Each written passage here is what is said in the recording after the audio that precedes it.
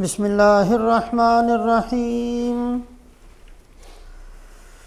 الحمد للہ نحمده ونستعینه ونستغفره ونؤمن به ونتوکل علیہ ونعوذ باللہ من شرور انفسنا ومن سیئات اعمالنا من يهده الله فلا مضل له ومن يضلله فلن تجد له وليا مرشدا أما بعد فقال الله تبارك وتعالى أعوذ بالله من الشيطان الرجيم بسم الله الرحمن الرحيم هو الذي أرسل رسوله بالهدى ودين الحق ليظهره على الدين كله وكفى بالله شهيدا محمد رسول الله والذين معه أشداء على الكفار رحماء بينهم تراهم ركعا سجدا يبتغون فضلا من الله ورضوانا سیماہم فی وجوہہم من اثر السجود ذالک مثلہم فی التوراۃ ومثلہم فی الانجیل کزرع اخرج شطأہ فآزرہ فاستغلظ فاستوى على سوقہ يعجب الزراع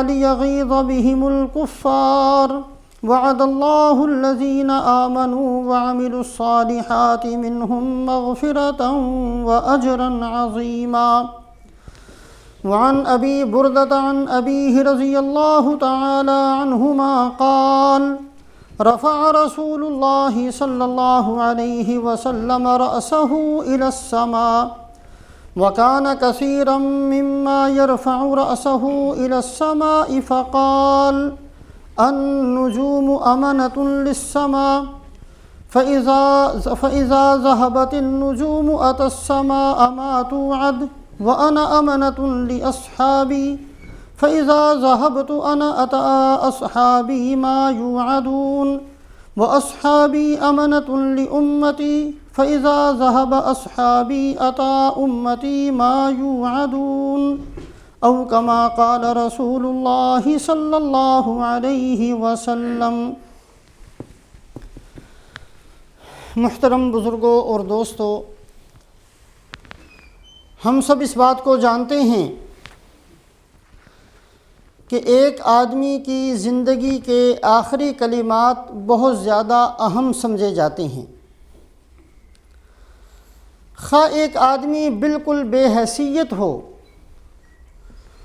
اور ساری زندگی اس کی اولاد نے اس کی نافرمانی کی ہو، اس کے باوجود اگر وہ باپ مرتے ہوئے چند کلمات کہہ دیتا ہے تو نافرمان اولاد بھی اس کا احترام کرتی ہے کہ باپ نے مرتے ہوئے یہ کہا تھا، اس کو پورا کرنے کی کوشش کی جاتی ہے۔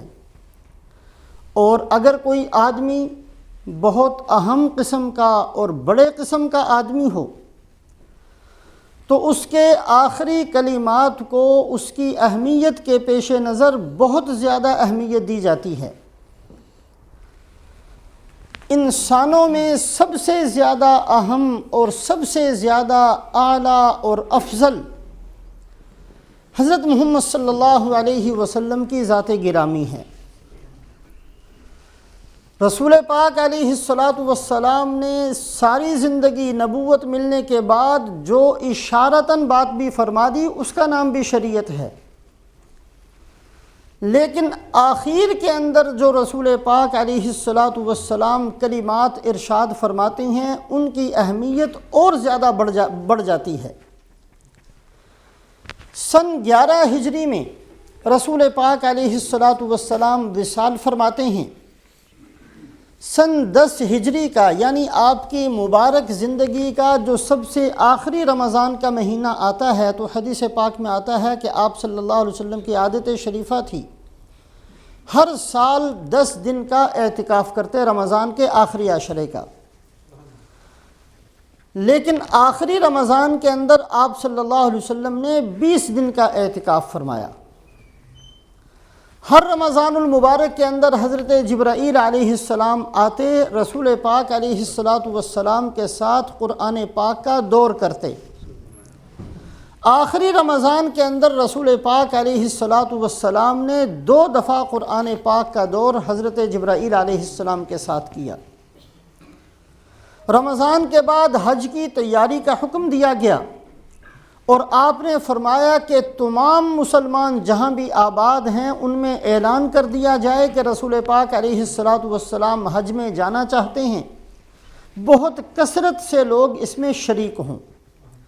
ایک بہت بڑا مجمع حجۃ الوداع کے اندر موجود تھا، جس میں رسول پاک علیہ السلام کا آخری خطبہ بڑا مشہور خطبہ ہے۔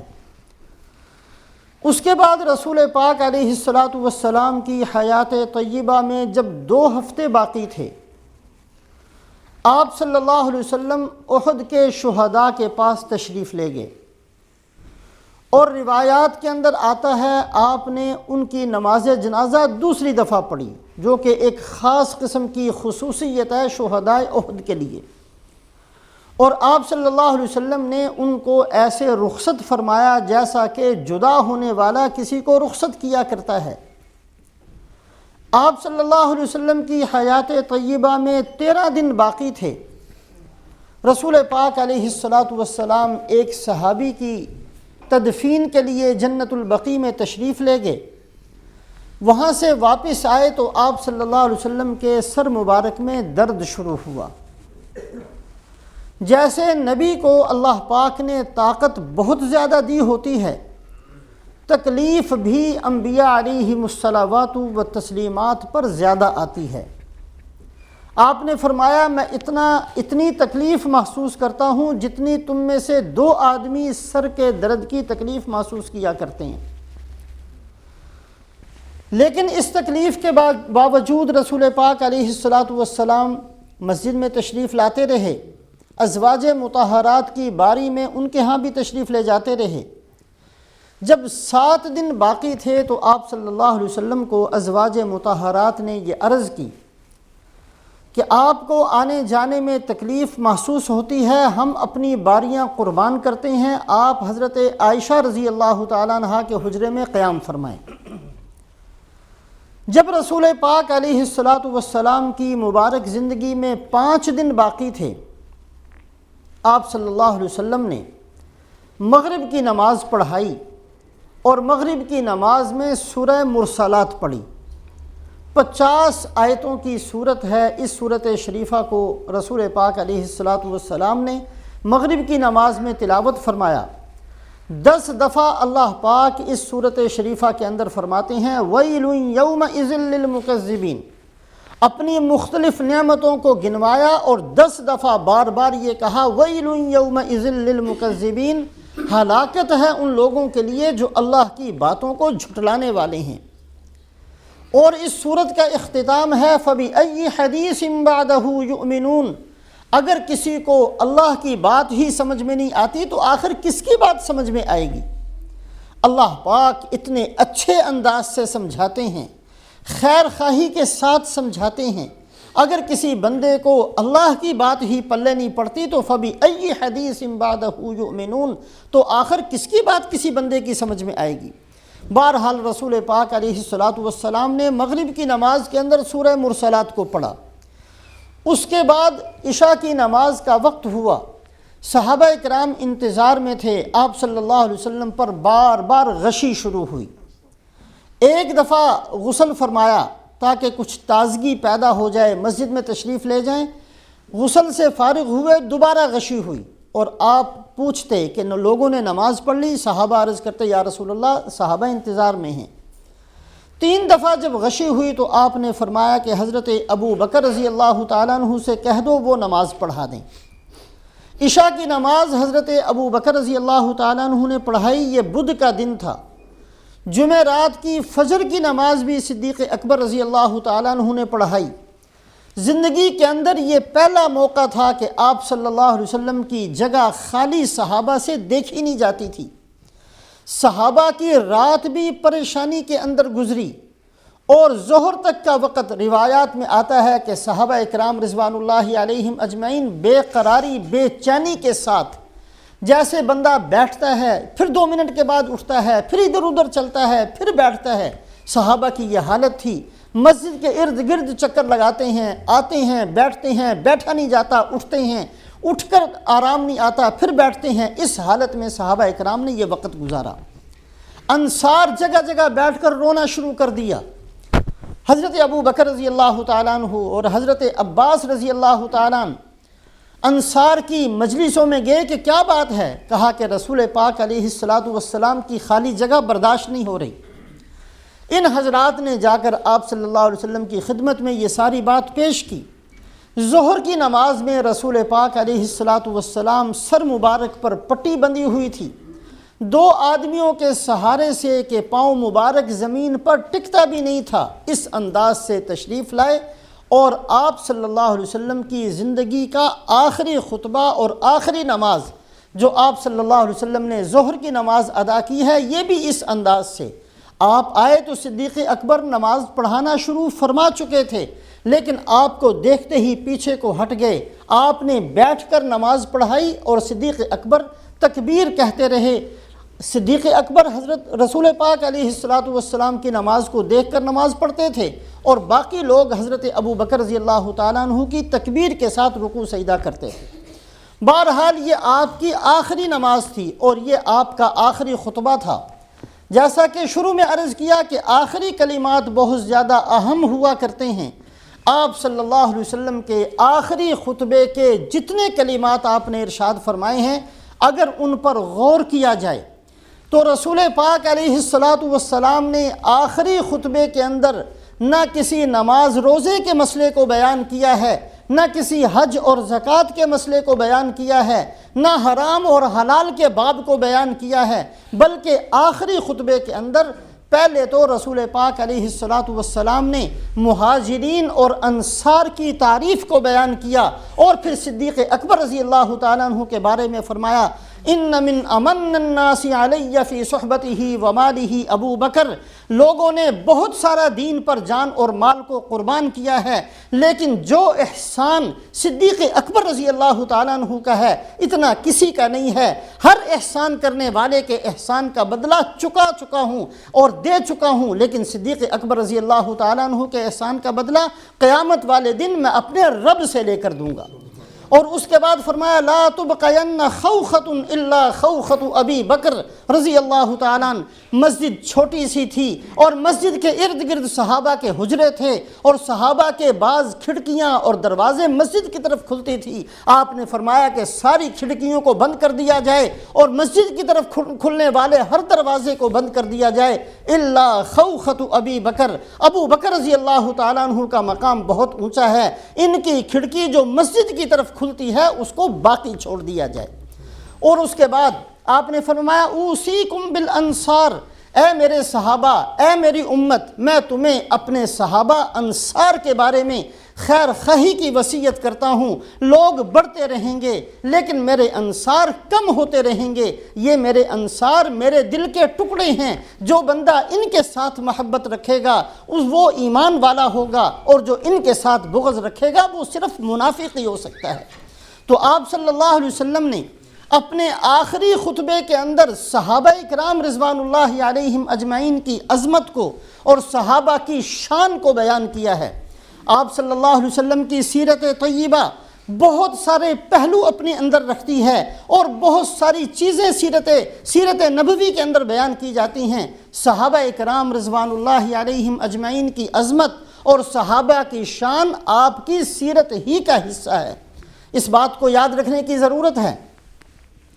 کوئی بھی بندہ جو دنیا میں آ کر زندگی گزارتا ہے اور چلا جاتا ہے تو اس کے اگر وہ بندہ بہت بڑا آدمی ہے تو تاریخ لکھنے والے اس کا وزن کرتے ہیں، اس کی عقل ایسی تھی، اس کا علم ایسا تھا، اس کا عمل ایسا تھا، اس کی خیر خواہی ایسی تھی، اس کی بہت ساری خوبیوں کو سامنے رکھ کر تاریخ منتخب کرتی ہے اور تاریخ اس کا وزن متعین کرتی ہے، اور بعد میں آنے والے ان حالات کو سامنے رکھ کر اس بندے کو جانا پہچانا کرتے ہیں۔ لیکن صحابہ کرام رضوان اللہ علیہم اجمعین اس سے مستثنا ہیں، اس لیے کہ ممکن ہے کہ تاریخ لکھنے والے کسی پہلو کو سامنے رکھا ہو، کوئی پہلو ان سے اوجھل ہو گیا ہو، کسی چیز کے بارے میں افراط و تفریط انہوں نے کر دی ہو، کسی خوبی کو بڑھا چڑھا کر بیان کر دیا ہو، کوئی خوبی ان کی عقل اور علم سے رہ چکی ہو، لیکن صحابہ کرام رضوان اللہ علیہم اجمعین کی جماعت ایسی جماعت ہے کہ تاریخ کے ترازو میں ان کو تولا نہیں جا سکتا۔ یہ فیصلہ اللہ قرآن کے اندر کر چکے کہ صحابہ کرام کا مقام کیا ہے۔ جیسے قرآن پاک قیامت تک کے لیے ہے، اسی طریقے سے صحابہ کرام رضوان اللہ تعالی عنہم اجمعین کی شان اور عظمت کو بھی قیامت تک کے لیے متعین کیا گیا۔ سورہ بقرہ کو اٹھا کر دیکھیں، اللہ رب العزت نے سورہ بقرہ کے اندر بہت زیادہ مضامین کو بیان کیا ہے، اور پہلے سپارے کے اندر خاص طور سے ایمان والوں کو بیان کیا، پھر کفر کو بیان کیا، اور اس کے بعد منافقین کو بیان کیا کہ منافقین کی عادتیں کیسی ہیں، اور اس کے بعد تقریباً 84 آیتیں ایسی ہیں جس میں اللہ پاک نے یہود کی عادتوں کو بیان کیا کہ یہودی یہ کرتے ہیں اور یہودی یہ کرتے ہیں، اور اللہ پاک نے اپنے احسانات کو یہودیوں پر بیان کیا۔ اس کے بعد حضرت ابراہیم علیہ السلام کا قصہ بیان ہوا۔ ابراہیم علیہ السلام کے بارے میں مکے والوں کا دعویٰ بھی یہ تھا کہ ہم ابراہیم علیہ السلام کو ماننے والے، یہود بھی یہ کہتے تھے کہ ہم ابراہیم علیہ السلام کو ماننے والے، عیسائیوں کا دعویٰ بھی یہ تھا کہ ہم ابراہیم علیہ السلام کو ماننے والے۔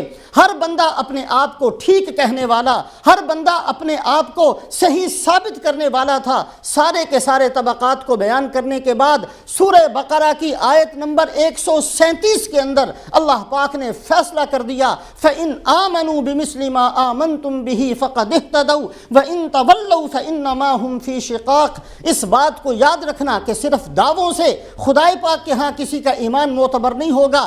یہودی دعویٰ کرے تو وہ مومن بن جائے اور عیسائی دعویٰ کرے تو وہ مومن بن جائے، ایسی بات نہیں ہے، بلکہ معیار مقرر کیا جاتا ہے، ترازو مقرر کر دی جاتی ہے۔ اگر کسی کا ایمان صحابہ کے ایمان جیسا ہوگا تو اللہ اس کو ہدایت والا کہیں گے، اور اگر صحابہ کے ایمان جیسا ایمان نہیں ہوگا فَإِنَّمَا هُمْ فِي شِقَاقٍ، تو اللہ فیصلہ فرماتے ہیں کہ وہ بھٹکے ہوئے ہیں، وہ گمراہ ہیں، ہدایت کے ساتھ ان کا کوئی تعلق نہیں ہے۔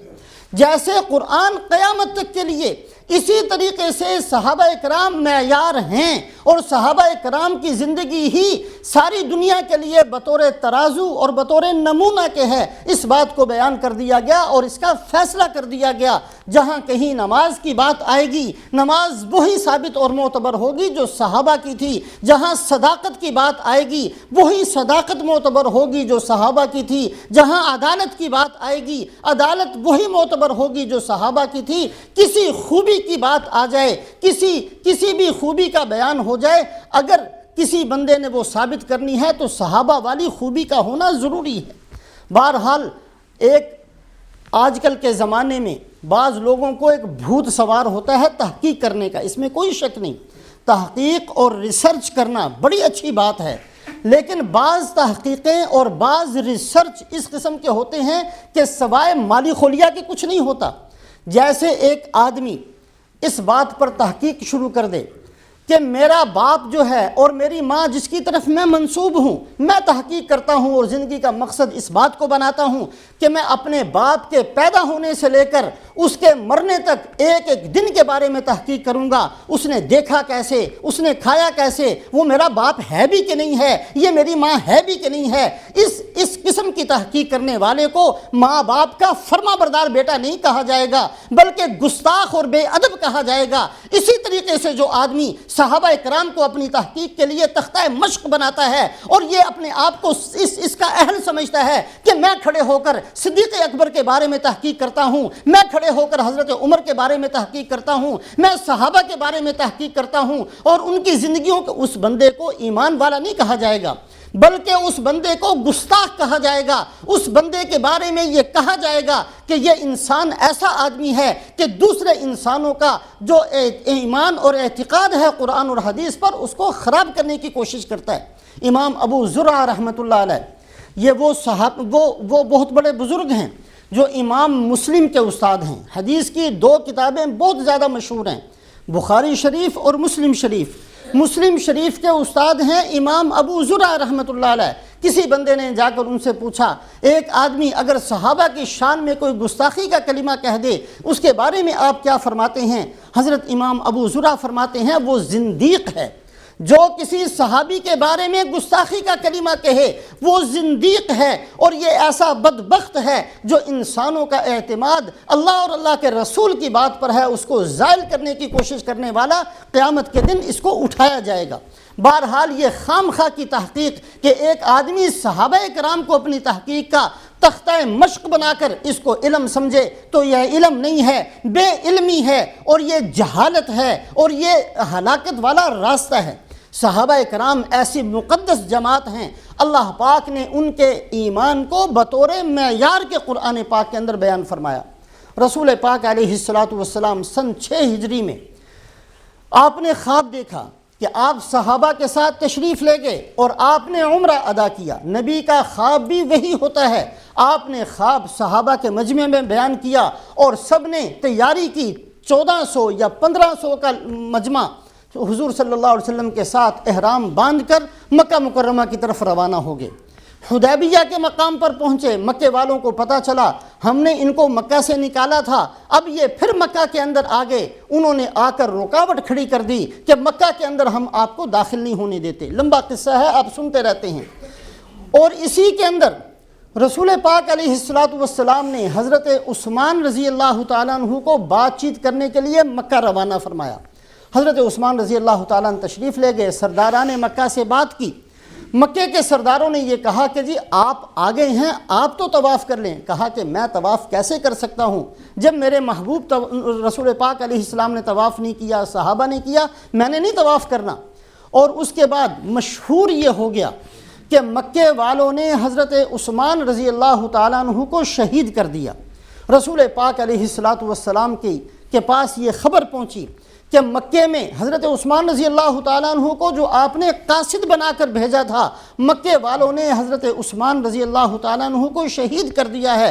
آپ صلی اللہ علیہ وسلم غصے کے اندر آئے اور آپ نے فرمایا کہ میرے ہاتھ پر بیعت کرو کہ ہم مر جائیں گے لیکن حضرت عثمان رضی اللہ تعالیٰ عنہ کے خون کا بدلہ لیں گے اور ہم مکے والوں کے ساتھ لڑائی کریں گے۔ آپ صلی اللہ علیہ وسلم نے بیعت شروع کی۔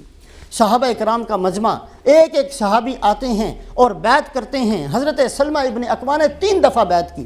جب سب کے سب بیعت کر چکے تو آپ صلی اللہ علیہ وسلم نے فرمایا یہ میرا ہاتھ، اور اپنے دوسرے ہاتھ کو فرمایا کہ اس ہاتھ کو میں حضرت عثمان کا ہاتھ قرار دیتا ہوں، اور حضرت عثمان کی طرف سے میں خود اپنے ہاتھ کو اپنے ہاتھ پر رکھ کر ان کی طرف سے بیعت کرتا ہوں۔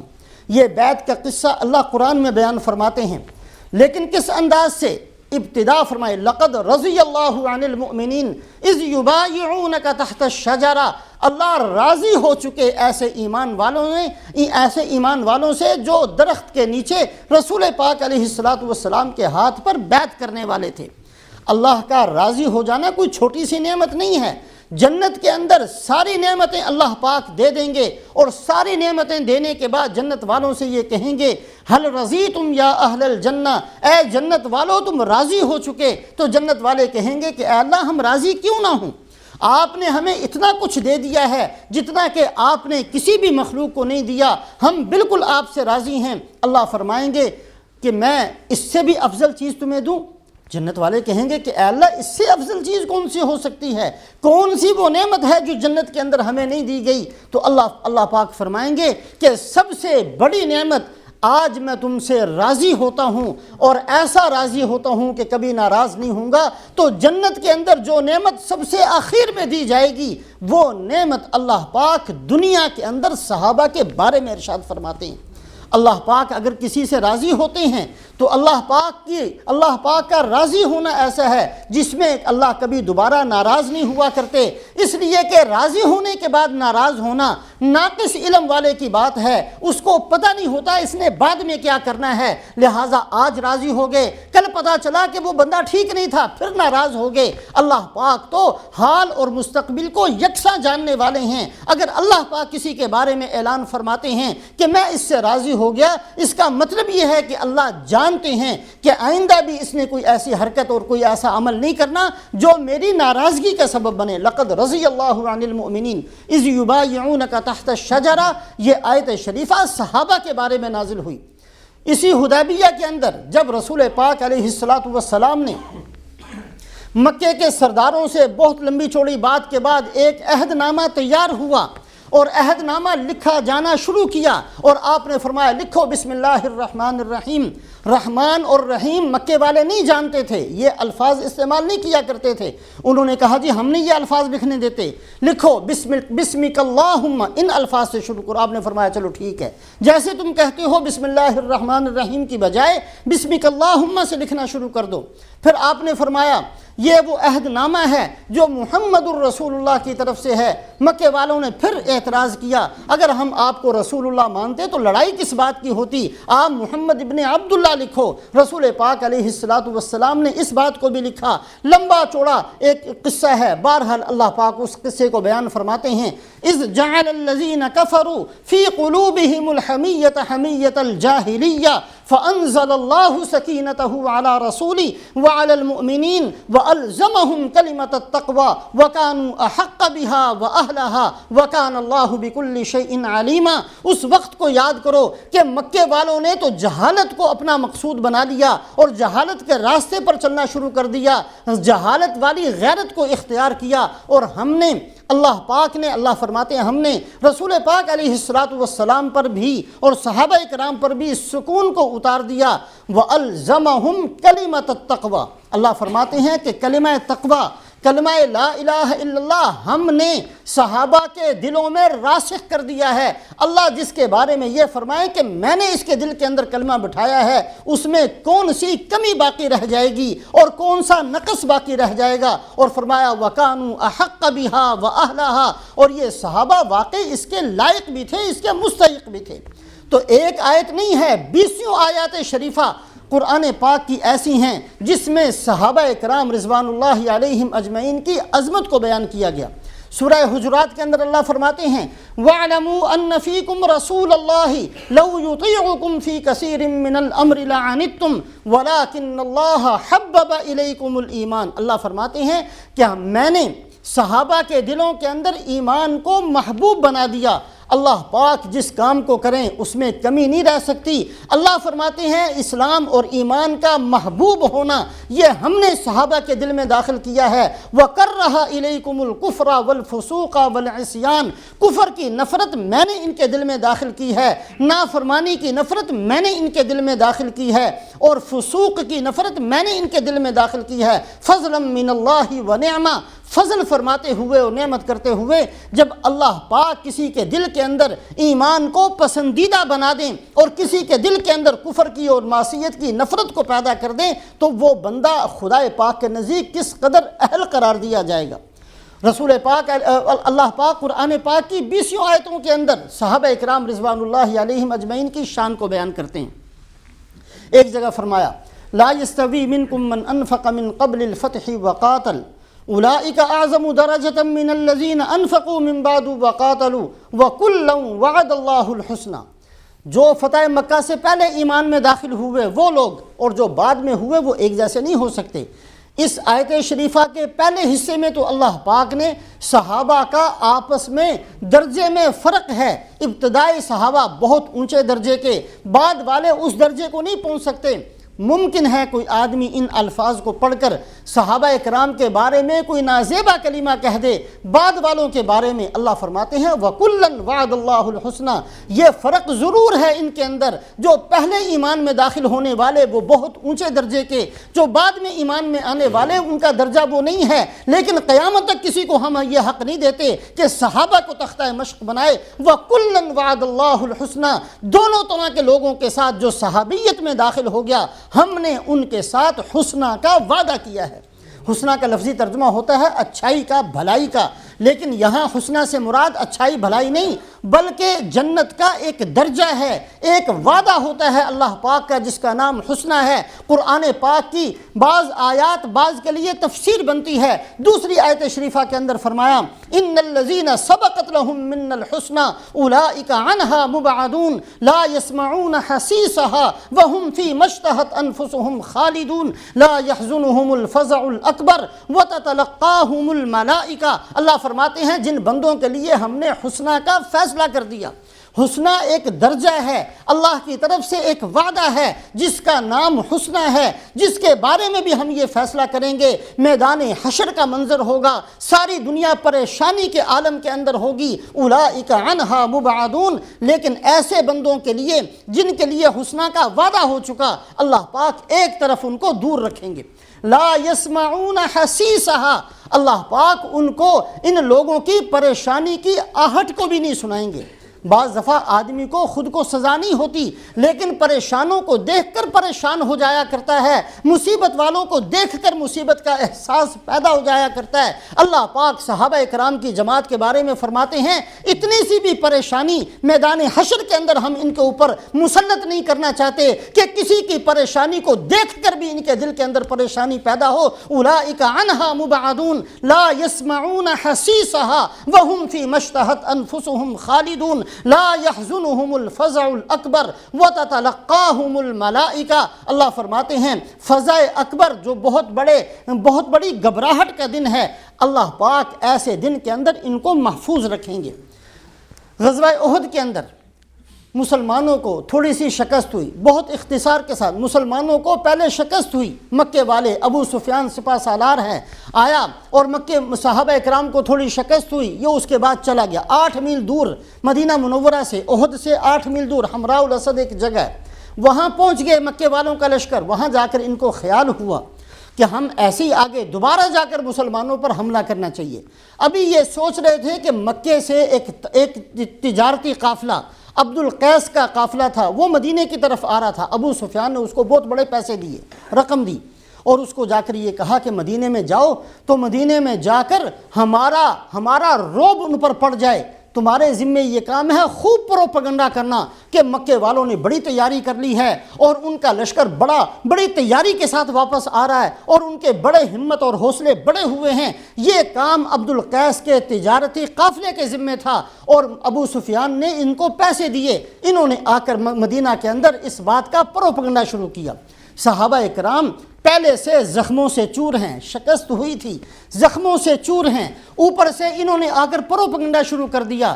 رسول پاک علیہ السلام ایسے موقع پر یہ بھی فرما سکتے تھے کہ جو کل نہیں گئے تھے تازہ دم ہیں وہ آج چلیں اور ہم ان کا مقابلہ کرتے ہیں، نہیں، آپ نے فرمایا جو کل گئے تھے جو زخموں سے چور ہیں وہی آج میرے ساتھ جائیں اور ہم نے جا کر ان کے مقابلے ان کے حملے کا جواب دینا ہے۔ جب انہوں نے پروپیگنڈا شروع کیا، اس بات کو اللہ قرآن کے اندر بیان فرماتے ہیں الذین استجابوا للہ والرسول من بعد ما اصابهم القرح، اس کے بعد فرمایا الذين قال لهم الناس ان الناس قد جمعوا لكم فاخشوهم فزادهم ایمانا وقالوا حسبنا اللہ ونعم الوکیل۔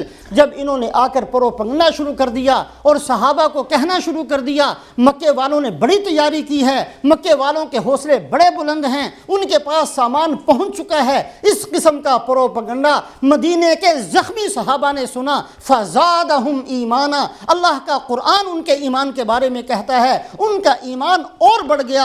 وقالوا حسبنا اللہ ونعم الوکیل، انہوں نے کہا کہ اللہ ہمیں کافی ہیں، ہم کسی کی تیاریوں سے ڈرنے والے نہیں ہیں۔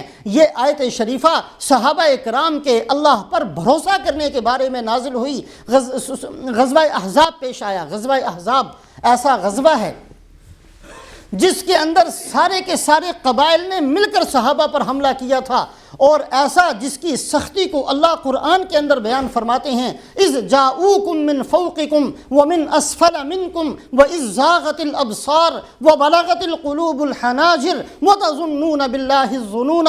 اللہ فرماتے ہیں اس وقت کو یاد کرو، دشمن اوپر کی طرف سے بھی، دشمن نیچے کی طرف سے بھی، دائیں طرف سے بھی، بائیں طرف سے بھی، آنکھیں پتھرا گئی ہیں، کلیجے منہ کو آ گئے ہیں، مسلمانوں کو جھنجھوڑ دیا گیا، بڑی امتحانات سخت اور شدت کے ساتھ مسلمانوں پر پیش آ گئے۔ ایسے وقت کے اندر بھی صحابہ کی زبان سے کیا نکلا؟ وَلَمَّا رَأَى الْمُؤْمِنُونَ الْأَحْزَابَ قالوا هذا ما وعدنا الله ورسوله وصدق الله ورسوله وما زادهم الا ایمانا وتسلیما۔ صحابہ نے ان لشکروں کو آتے ہوئے دیکھا، ان کا ایمان اور بڑھ گیا اور انہوں نے کہنا شروع کیا اللہ نے سچ کہا، اللہ کے رسول نے سچ کہا، اور ہمیں اللہ اور اللہ کے رسول کے بعد کسی چیز سے ڈرنے کی اور کسی چیز سے پریشان ہونے کی ضرورت نہیں۔ صحابہ کے بارے میں یہ آیت شریفہ نازل ہوئی۔ وَإِذَا جَاءَكَ الَّذِينَ يُؤْمِنُونَ بِآيَاتِنَا فَقُلْ سَلَامٌ عَلَيْكُمْ۔ اے محمد صلی اللہ علیہ وسلم، یہ ایمان والے جب آپ کے پاس آیا کریں آپ ان کو سلام کیا کریں۔ یہ صحابہ کے بارے میں حکم دیا گیا، ایک آیت شریفہ نہیں ہے، 20 آیات شریفہ۔ لَقَدْ تَابَ اللَّهُ عَلَى النَّبِيِّ وَالْمُهَاجِرِينَ وَالْأَنصَارِ، اللہ فرماتے ہیں ہم نے توجہ کی ہے اپنے نبی کی طرف بھی اور مہاجرین اور انصار کی طرف بھی۔ یوم لا یخزی اللہ النبی والذین آمنوا معہ، قیامت والے دن ہم اپنے نبی کو لوگوں کے سامنے رسوا نہیں کریں گے اور نبی کے ساتھیوں کو بھی نہیں کریں گے۔ محمد الرسول اللہ والذین معہ اشداء علی الکفار رحماء بینہم۔ اللہ پاک جہاں اپنے نبی کی تعریف کو بیان فرماتے ہیں نبی کے ساتھیوں کو چھوڑتے نہیں ہیں، نبی کے ساتھیوں کو ساتھ میں بیان کرتے ہیں۔ رسول پاک علیہ الصلوۃ والسلام نے فرمایا اللہ فی اصحابی لا تتخذوہم من بعدی غرضا۔ دیکھنا اللہ سے ڈرنا میرے صحابہ کو اپنی تنقید کا اور اپنی باتوں کا نشانہ نہ بنانا۔ فمن احبہم فبحبی احبہم ومن ابغضہم فببغضی ابغضہم۔ جس نے میرے صحابہ سے محبت کی وہ میری محبت کی وجہ سے ان سے محبت کرتا ہے، جس نے صحابہ سے بغض رکھا اس کے دل کے اندر میرا بغض تھا جس کی وجہ سے میرے صحابہ سے بغض رکھا۔ لا تسبوا اصحابی، میرے صحابہ کو برا بھلا نہ کہہ دینا۔ فإن احدکم لو انفق مثل احد ذهبا ما بلغ مد احدهم ولا نصیفا۔ اس لیے کہ تمہارا اور میرے صحابہ کے مقام میں اتنا فرق ہے، تم میں سے ایک آدمی احد پہاڑ کے برابر سونا لے کر آئے اور اخلاص کے ساتھ اللہ کے راستے میں خرچ کر دے، پھر بھی میرے صحابہ جس نے ایک مٹھی جو اللہ کے راستے میں دیے ہیں ان کے برابر بعد والے تم لوگ نہیں پہنچ سکتے، خواہ کتنا ہی اخلاص تمہارے اندر ہو اور سونا احد پہاڑ کے برابر ہو پھر بھی تم برابر نہیں ہو سکتے۔ حضرت امام مالک رحمۃ اللہ علیہ کے سامنے ایک بندے نے آ کر کہا جی فلاں ایک آدمی ہے اور وہ صحابہ میں سے بعض صحابہ کو برا کہتا ہے، بغض رکھتا ہے۔ حضرت امام مالک رحمۃ اللہ علیہ نے سورہ فتح کی آخری آیت شریفہ پڑھی، كَزَرْعٍ أَخْرَجَ شَطْأَهُ فَآزَرَهُ فَاسْتَغْلَظَ فَاسْتَوَىٰ عَلَىٰ سُوقِهِ يُعْجِبُ الزُّرَّاعَ لِيَغِيظَ بِهِمُ الْكُفَّارِ۔ فرمایا اللہ پاک نے صحابہ کی مثال قرآن کے اندر دی ہے، جیسے کسی فصل کا ایک چھوٹا سا پودا زمین کے اندر سے نکلتا ہے، پھر وہ بڑھتا ہے، مضبوط ہو جاتا ہے، تنا بن جاتا ہے۔ بالکل اسی طریقے سے حضور صلی اللہ علیہ وسلم نے محنت کو شروع کیا، ایک بندے نے ساتھ دیا اور اس کے بعد پھر اس میں قوت اور طاقت پیدا ہوتی رہی، لیغیظ بہم الکفار، اور پھر صحابہ کی قوت اور طاقت اللہ نے ایسی کر دی کہ جو دشمن اور کافر دیکھتا تھا اس کے دل کے اندر جلن پیدا ہوتی تھی۔ اس آیت شریفہ کو پڑھ کر امام مالک رحمۃ اللہ علیہ نے فتویٰ دیا اس آدمی کے بارے میں جو صحابہ کے بارے میں ایک کلمہ بھی گستاخی کا کہتا ہے کہ اللہ نے اس بندے کے بارے میں کافر کا لفظ استعمال کیا ہے جو صحابہ کا بغض اپنے دل کے اندر رکھتا ہے۔ حضرت امام احمد رحمۃ اللہ علیہ فتویٰ دیتے ہیں، ایک بندہ آ کر پوچھتا ہے جی امام احمد ابن حنبل رحمۃ اللہ علیہ، ایک آدمی صحابہ کے بارے میں اگر کوئی ان کے بارے میں کوئی نازیبہ کلمہ کہہ دے، حضرت امام احمد ابن حنبل فرماتے ہیں اس بندے کے ایمان کے بارے میں، اس کے دین کے بارے میں شک کیا کرو، پتہ نہیں وہ مسلمان ہے یا منافق ہے۔ وہی آنی بند ہو چکی ہے، اللہ بیان نہیں کرتے کہ کون منافق ہے، یہ پردہ ہے اور قیامت والے دن اس پردے کو اٹھایا جائے گا۔ لیکن اتنا حق ہر امتی کو ہے ایسے بدبخت آدمی کے بارے میں جو صحابہ کے بارے میں دل میں بغض رکھتا ہو اس کے ایمان کے بارے میں شک کرے کہ واقعی پتہ نہیں اس کا ایمان ہے بھی کہ نہیں ہے، یا ہے تو باقی رہے گا کہ نہیں رہے گا اور بغیر ایمان سے یہ دنیا سے جائے گا۔ یہ امام احمد بن حنبل رحمۃ اللہ علیہ کا فتویٰ۔ بہرحال میرے محترم بزرگوں اور دوستوں، رسول پاک علیہ الصلوۃ والسلام کی سیرت طیبہ اور آپ کی مبارک زندگی کا ہی حصہ ہے کہ آپ صلی اللہ علیہ وسلم نے ایسے صحابہ کی اور ایسے شاگردوں کی ایک جماعت تیار کی ہے جن کی تعریف کے اندر قرآن پاک کے اندر 20 آیات شریفہ ہیں۔ اللہ پاک ہمیں ان کی قدر کرنے کی اور ان کو اپنا محسن سمجھنے کی توفیق نصیب فرمائے، اور ان کی زندگی کو اختیار کرنے کی توفیق نصیب فرمائے۔ زندگی کے اندر کبھی بھی اس غلطی کا ارادہ نہیں کرنا چاہیے کہ ہم اپنے آپ کو ایسا سمجھیں کہ صحابہ کے بارے میں فیصل بن کر بیٹھ جائیں کہ جی میں نے فیصلہ کرنا ہے کہ صدیق اکبر کا مقام کیا ہے، اور میں نے فیصلہ کرنا ہے کہ صحابہ کا مقام کیا ہے۔ کسی اولاد کی یہ حیثیت نہیں ہوتی کہ ماں باپ کے بارے میں فیصلہ کرے۔ صحابہ تو بہت اونچے ہیں، ان کا فیصلہ قرآن میں ہو چکا ہے اور آسمان سے نازل ہو چکا ہے، ان کا ایمان معیار قرار دے دیا گیا ہے اور قیامت تک کے لیے دے دیا گیا۔ اگر اپنے ایمان کی حفاظت ہمیں چاہیے اور صحابہ اکرام رضوان اللہ علیہم اجمعین کے ساتھ حشر کرنا چاہتے ہیں، احب الصالحین ولست منہم لعل اللہ یرزقنی صلاحا، میں ایسے لوگوں سے محبت کرتا ہوں، میں ان میں سے نہیں ہوں، شاید قیامت والے دن اللہ کے نبی نے فرمایا المرء مع من احبا، جس بندے کو جس کے ساتھ محبت ہوگی اللہ اسی کے ساتھ حشر کر دیں گے۔ صحابہ فرماتے ہیں سب سے زیادہ ہمیں خوشی رسول پاک علیہ الصلوۃ والسلام کی اس بات سے ہوئی، آپ صلی اللہ علیہ وسلم جیسا عمل نہیں ہے لیکن محبت پر پورا بھروسہ تھا، صحابہ کے دل میں موجود تھی۔ ایسے ہی صحابہ کی محبت اور صلحاء کی محبت دل میں ہوگی تو شاید ان لوگوں کی وجہ سے ایمان بچ جائے اور ایمان پر خاتمہ ہو جائے اور قیامت والے دن ان لوگوں کی جوتیوں کے صدقے میں جنت میں کہیں جگہ مل جائے۔ کبھی بھی اپنے آپ کو اس قابل نہیں سمجھنا کہ صحابہ کے بارے میں فیصلہ شروع کر دیں۔ اللہ ہمیں توفیق نصیب فرمائے۔